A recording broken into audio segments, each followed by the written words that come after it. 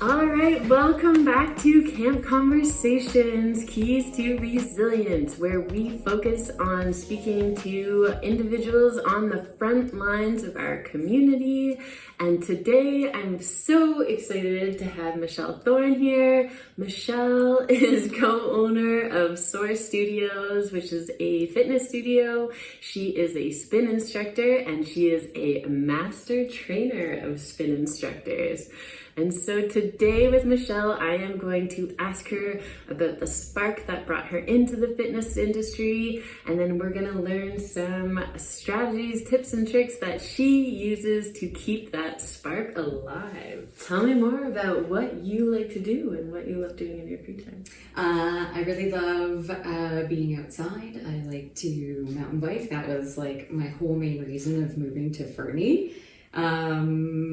I really love getting into music and feeling movement behind music and really seeing how just like those things can improve people's lives. Cool.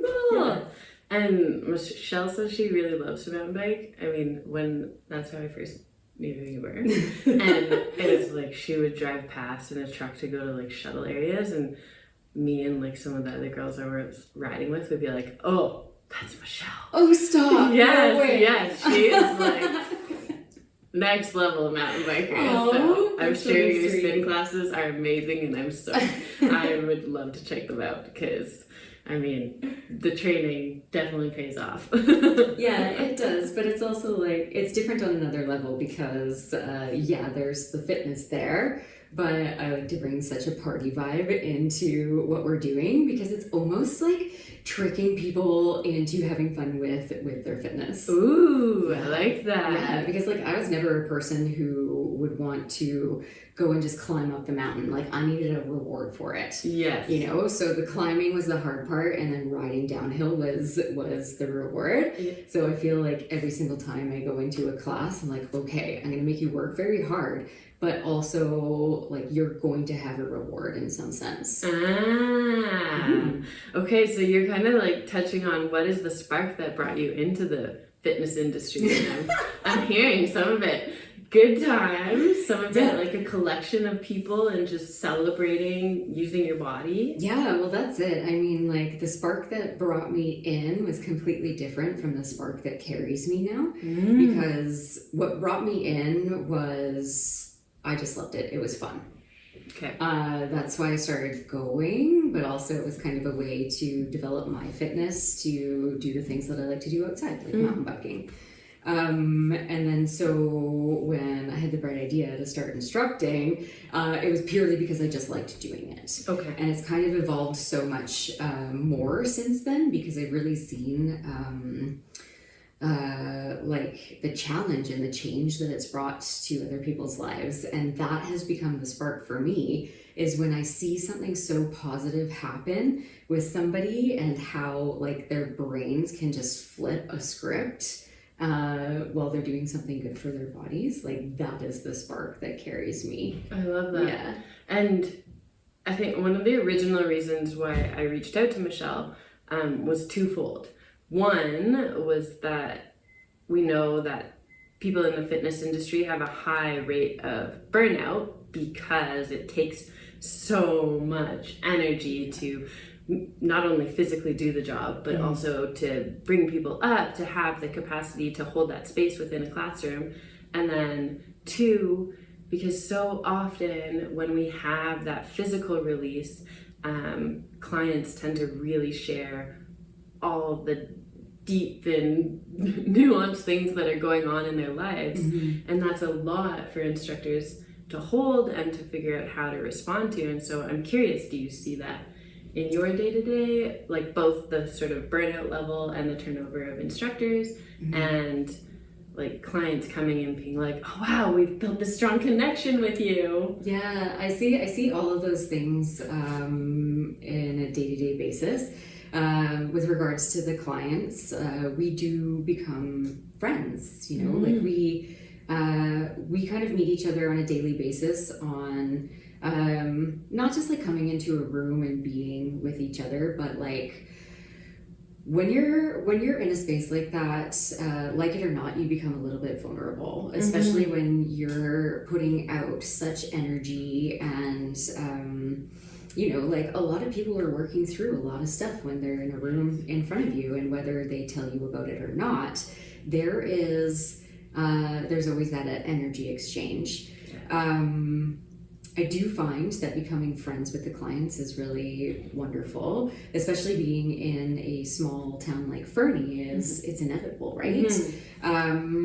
I don't find often that people will overshare, but you start building that trust and you want to be asking them the questions. You want to be hearing about their experiences, and you do end up deeply caring about them. So from a standpoint of being an instructor, like I don't necessarily think that contributes too much to a burnout factor with us.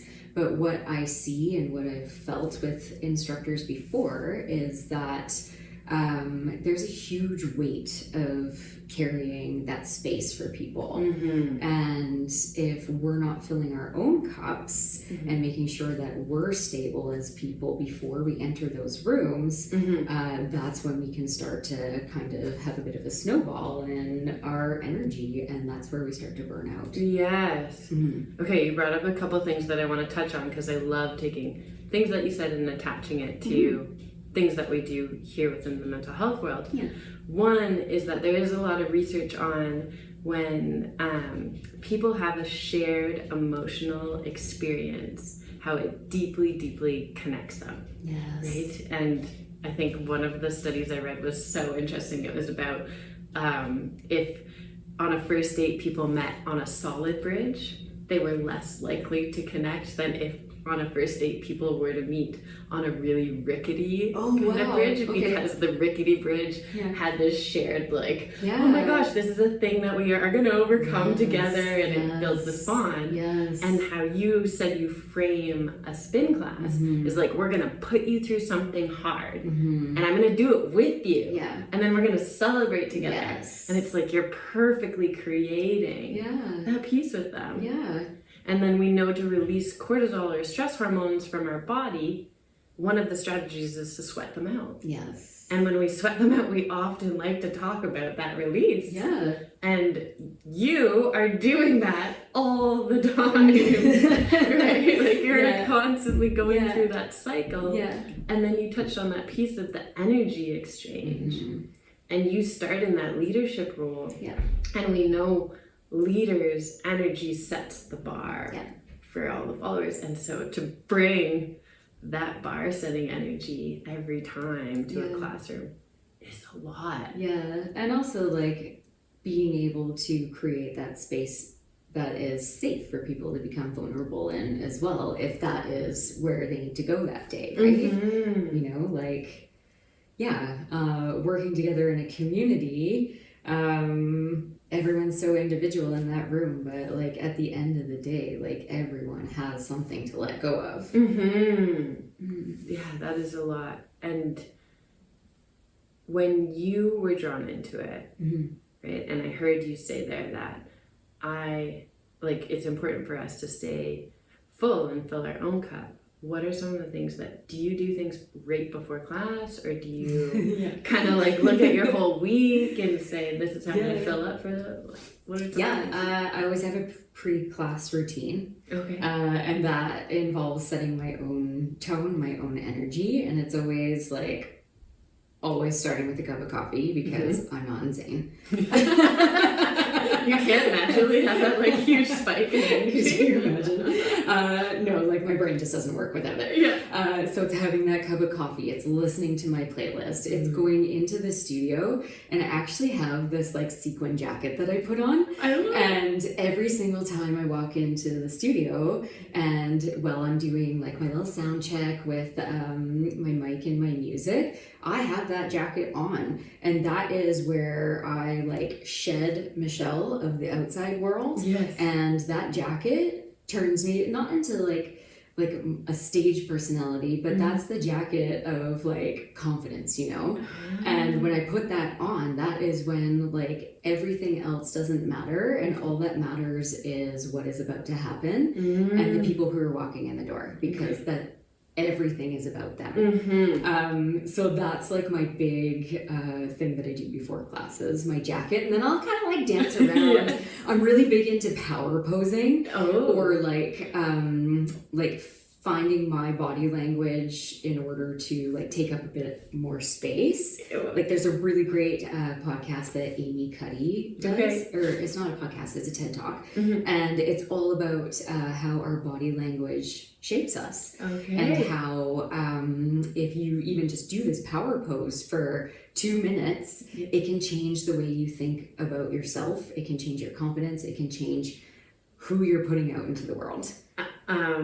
Okay, we will link this podcast, but I also want to touch on something right now, is we will link the podcast in our show notes, and also how, your power posing is mirrored. Yeah. And I'm even looking at us right now, and just in our conversations together, if you can see our legs on the screen, is we are totally mirrored. And so when you are leading a group or having deep conversations with people, now I can't set my back up, is remembering that, your energy gets mirrored, your body language gets mirrored, and so many of us move to a smaller space when we want to make room for other people. And you're saying opposite, big, take up space, so everyone has permission to take up that space in the room, but also then that energy of having big space transfers into like your own psyche, so that you can be that big personality. Exactly. I love that. And then the other thing that you said that I think is going to be a real take home for everyone listening, a transition routine is so important. And I think that if I could touch on like the biggest bullet point of what you have said to prevent burnout, one of the biggest things that cause burnout in this one-to-one communication exchange, energy exchange, frontline profession role is not being able to open and close the door. Totally. And your sequin jacket is like, all right, transition, door is open, let's communicate, let's share. And then it's like, okay, sequin jacket off. I don't know if you have a closing routine. No, I always take the jacket off. But you don't sweat your jacket? No. Oh gosh, have you ever tried to wash the No. But like, I'll take it off like right before I'm about to get back on my bike and it's go time, right? But like closing off, being like having my instructor hat on, is kind of like my wind down routine when I'm leaving the studio, you know, like turning off the lights, taking a moment to sit down and reflect of things that I did like about our class, things that I thought I could communicate a little bit differently, and just having a moment to reflect on that, and then being like, okay, lights off, I'm out. And those routines are just so important, because otherwise that energy, I mean, you can't carry the big-bodied instructor high energy with you throughout your entire day. No. And we can't be that open to everyone else's energies and feelings throughout the day. And so I love that transition routine piece. And I mean, I think we can go as far as saying, even when you get home, if you're in a frontline profession, because still throughout the day you're often having to respond to messages or do the in and outs. It's really nice to have a transition routine when you walk into your own door. And I think we were kind of connecting before on the anxiety that comes with running your own business and the messages that come in all the time. And now that we're all tech and interconnected that way, talk to me a little bit about that for you. Do you see that as ever like a trickle? Sometimes sometimes messages come through so often, and it can be a trigger for anxiety about like how things are going, if you're responding properly, if XYZ. And so there's a lot of times where, yeah, like just leaving your phone at home Mm-hmm. can do you so much good. Go for a walk, leave your phone at home. Yes. Go camping somewhere where you're out of cell service. Mm-hmm. And, you know, like instead of when you turn your phone back on and having all the messages come up and having that response of being like, oh no, I shouldn't have gone out of cell coverage. Like now I have to catch up. Just come back into it as like, okay, here I'm gonna deal with these things, prioritize what really needs your energy right away, and what can take a moment to get back to. What's you know, what's gonna burn the house down and what's not. And chances are there's a lot of times where things aren't gonna burn the house down. You know. And there's a lot I find in frontline professionals are often drawn to the work because they love supporting other people as well. They're like, I have found this thing, I find it really helpful, let me support you with it. And so boundaries can be quite difficult because we're always like, oh, that is something I could help you with. Should I help you with it right now? Should I not? And so I like how you're saying that, like really almost triage. Yeah, exactly. And treat your energy as if you are sort of that emerge person at the first day scene. Okay, what needs attention now, what doesn't? Yeah, and then everything else throughout the week, if you're like, okay, I've got some time here, I can direct my energy towards this. Yeah. I actually have a list to do now, to do this week, to do one day. Yeah. And I'll just sort them because my brain can't handle seeing it all on one to-do list. I just look at it and I'm like, oh, nope. Now it's all to do tomorrow. Exactly, and that's totally fine. You know, like if your brain is at max capacity, check one thing off of your list, put it away. Okay, you actually touched on something there that I want to ask you. I'm the type of person when I hit overwhelm or moving towards burnout, what I notice in myself is the energy level drops and I disconnect. And I don't want to exercise. Everything feels achy. I know through years of experience that I need to do the opposite. And I'm curious, do you see that sort of thing a lot in the fitness industry? Do you have people that are like, I committed, so I came, but I don't want to be here? Yeah, and people will openly say that. They're like, oh, this is the last thing I want to do today. And I just say to them, I'm like, you know what? Like, wherever you are, just be there. You know, just How does be there. that impact you as the energy of the room?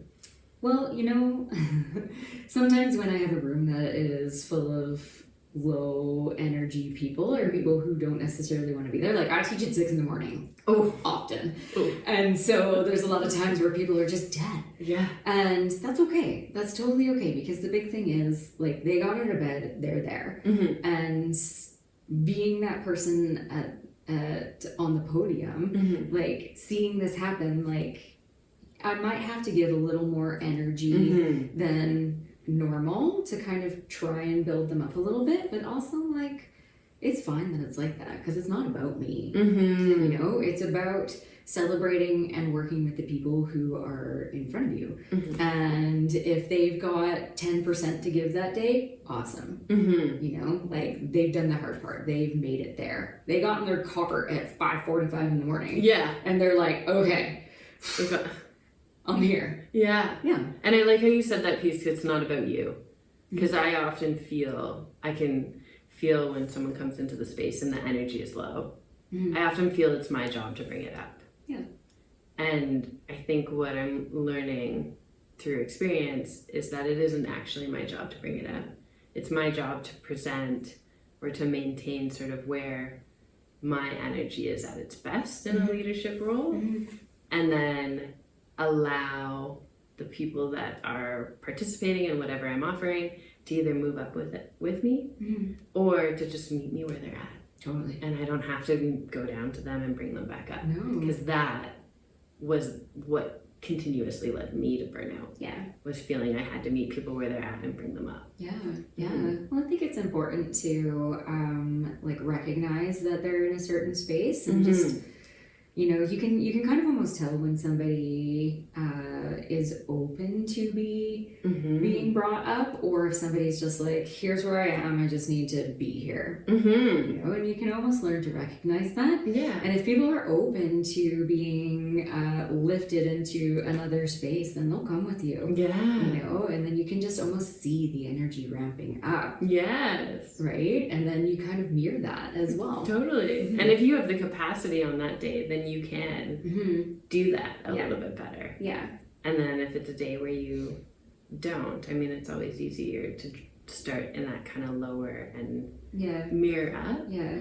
But it's not you don't have to expend all of your energy trying to do it. No, and I find that like if I don't have a lot of energy to give and I know that I need to fill my cup, I'll let a lot of the music do the talking for me. You know, like I will choose things, choose pieces of music that will bring a certain energy out, that'll bring a certain emotion out. So I don't necessarily have to be the person who's emotionally leading the room. It's the music that's doing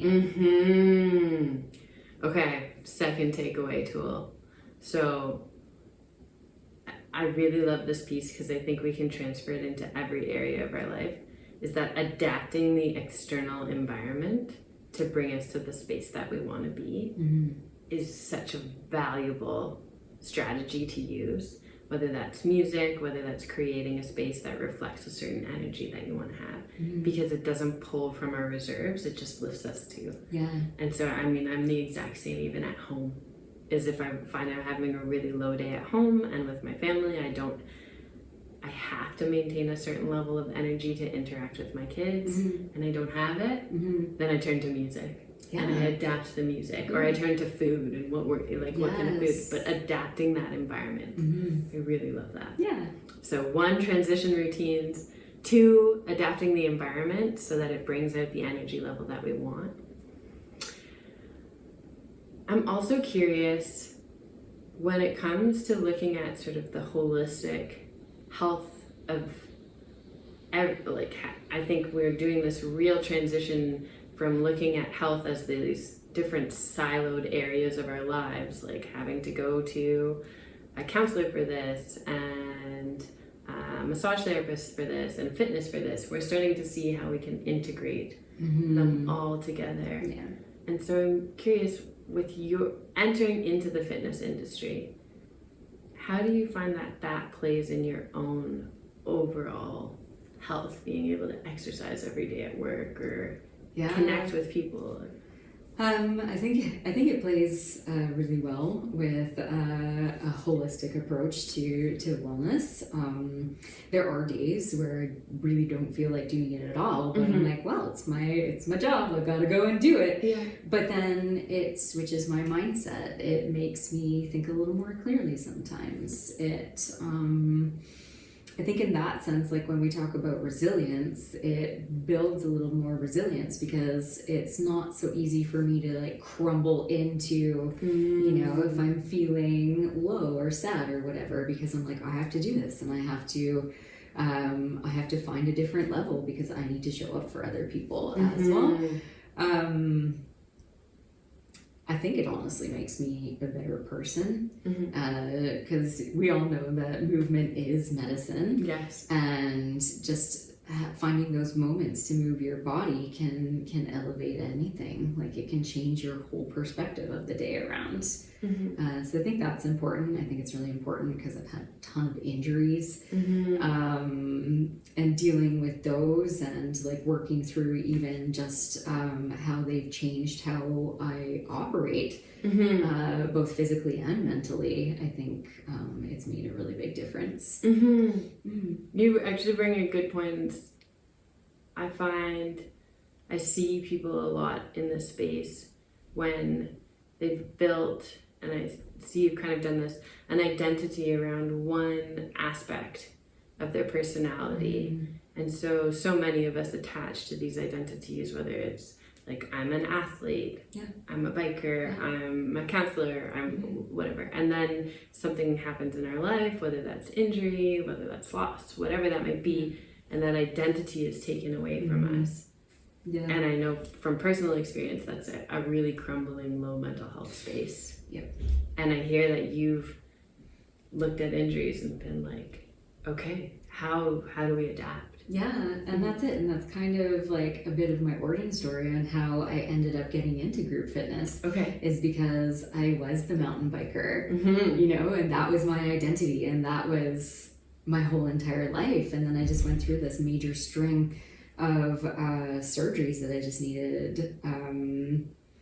I don't know, I think I had like 3 or 4 surgeries in 2 years, and it was just like going in there, recovering, and I couldn't mountain bike. It was that that missing piece of the puzzle for me.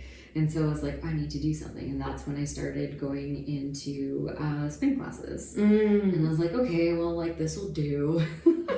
Yeah. Right? And then just like finding who I was outside of the mountain biking community and then being kind of absorbed into a different community was really nice and really special. And that helped me get through a lot of feelings that I was having around like being injured and not knowing who I was. Yes.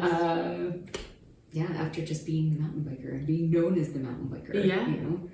Yeah, I really love that because I think the 2 biggest intakes that I see in private practice are transition to parenthood, loss of identity, refinding identity, transition post-injury, loss of identity, refinding identity, and retirement. Yeah. And we can take that advice into all 3 of those areas. There is going to be a certain transition, but we can take that sort of one interest piece and figure out how we can adapt it. But I heard you say another value beyond biking was the community. Yeah, big time. Yeah. And so building that community up in other ways. So one curious question. Okay. What originally brought you into biking? Mountain biking? A boyfriend who told me that he wasn't going to hang out with me if I didn't start mountain biking. Oh, wow. And then you started doing it and you're like, yeah, oh my God. And like I'm a competitive person. I'm a very stubborn person. And so I was like, you don't tell me what I can and can't do with my time in order to spend it with you. Yeah. And so I bought a bike and I committed to riding it every single day. And I just kind of ended up riding a little bit more than he did. And wow. I love it. That's actually how I got into mountain biking too. Connection story. I remember crawling out of ditches as he was riding down and being like, oh, one day.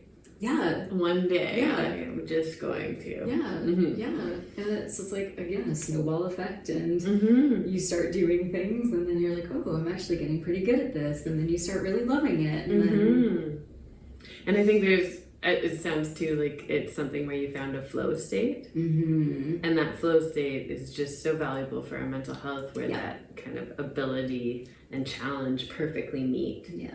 And that's really what I hear when people get injured or when people are feeling burnt out at work and they can no longer find that flow state there. Yeah. And then I love your piece of advice is, okay, well, there's that flow state in that space. And so now how do we find it somewhere else that can be of value to us? Yeah. And sometimes community and connection is flow state. Yeah, totally. Sometimes even just like going out for a walk in the woods is like taking that moment to just slow down and just connect and just like think your thoughts and feel your feelings. Yeah. And just remind ourselves of who we are. Yeah. I love how this conversation has evolved just from spark sounding so simple from biking into how we can share a passion, how we can build a community. Just to summarize again for our audience, I think there's 3 really big takeaways here that we can then transfer into our everyday lives or for our own use to be proactive against burnout as a frontline professional. And that is really focusing in on building that community, what is that spark that that originally brought me to this work? How do I flame that spark? Can I put together a transition routine so my openness to receiving and supporting clients doesn't follow me throughout the day and suck all of my energy? Can I have kind of an opening and closing transition so I can be really present for a bit and then really present with myself after that? And then that third big takeaway is, can we triage our energy levels? Can we look at the things that we have to do or on our to-do list and start marking them as things I need attention to right now, things that I can leave for maybe later in the day, later in the week, things that I just can sit there for a while. Yeah, or things that like don't even really matter at all. Mm-hmm. Right? I think sometimes we can get really hung up on the tiny little things that don't necessarily make a difference. Mm-hmm. But all of a sudden we're like, we need to do this, and we get stressed out about it. Yes.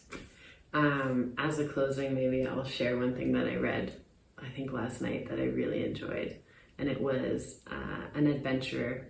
And he was talking about on his plane rides out to start his expeditions, he would get annoyed by little things like the plane being delayed, by the quality of the food, by the kid crying or someone complaining.